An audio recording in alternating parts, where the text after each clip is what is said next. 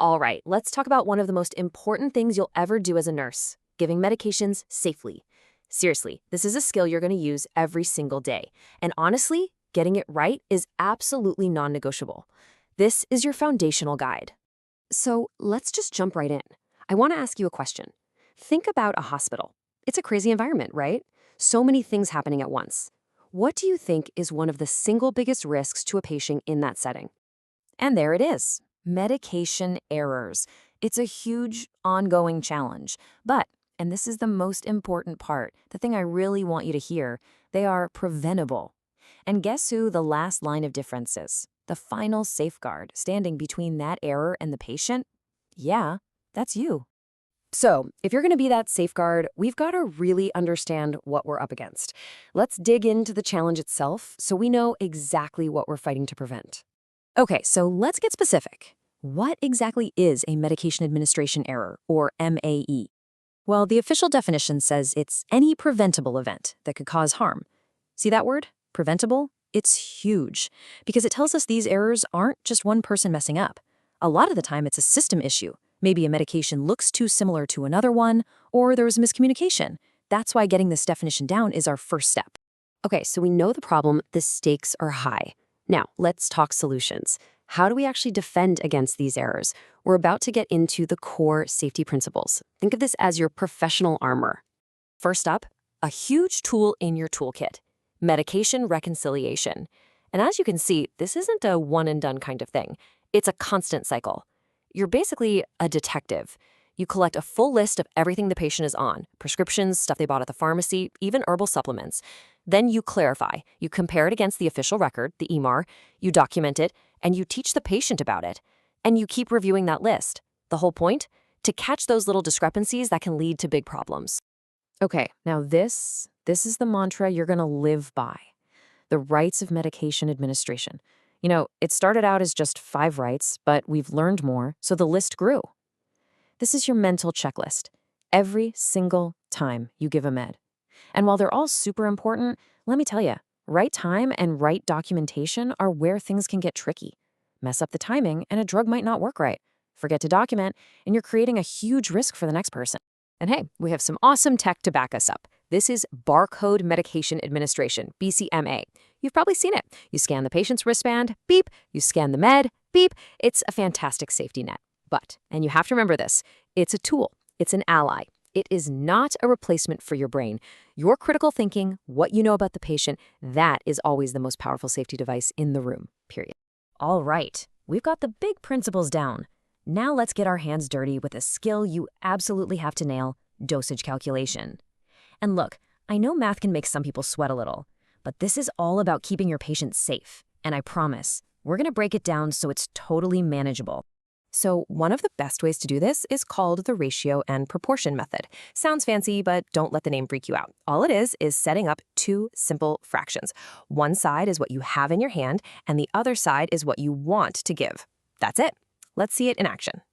Okay, let's imagine this. The doctor orders 500 milligrams of amoxicillin.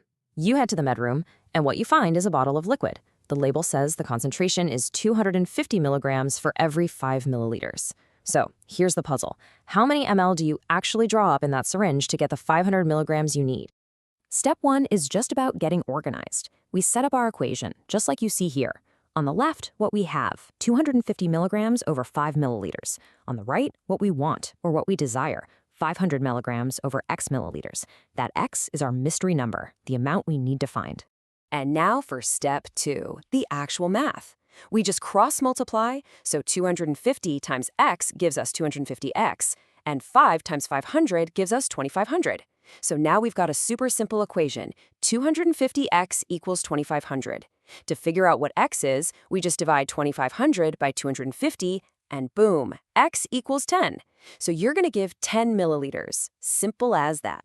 So knowing how to do the math is a huge personal skill for sure. But here's the thing. Nursing is never a solo mission. Medication safety is a total team sport. And you know how you win? Communication. That's the key. I mean, look at this. This picture really says it all. You're part of this huge team. Doctors, pharmacists, therapists, aides. Everyone's got their part to play. But so often, the nurse is right in the middle, like the hub of a wheel, connecting all the spokes and making sure everything moves together for the patient. And this is a great way to visualize the whole process. You've got the provider who orders it, the pharmacist who gets it ready, and then you, the nurse, who actually gives it. But who's right in the center of it all? The patient, always. Every single thing we do, every conversation we have has to revolve around them. And for this to work, the communication between these 3 points has to be crystal clear.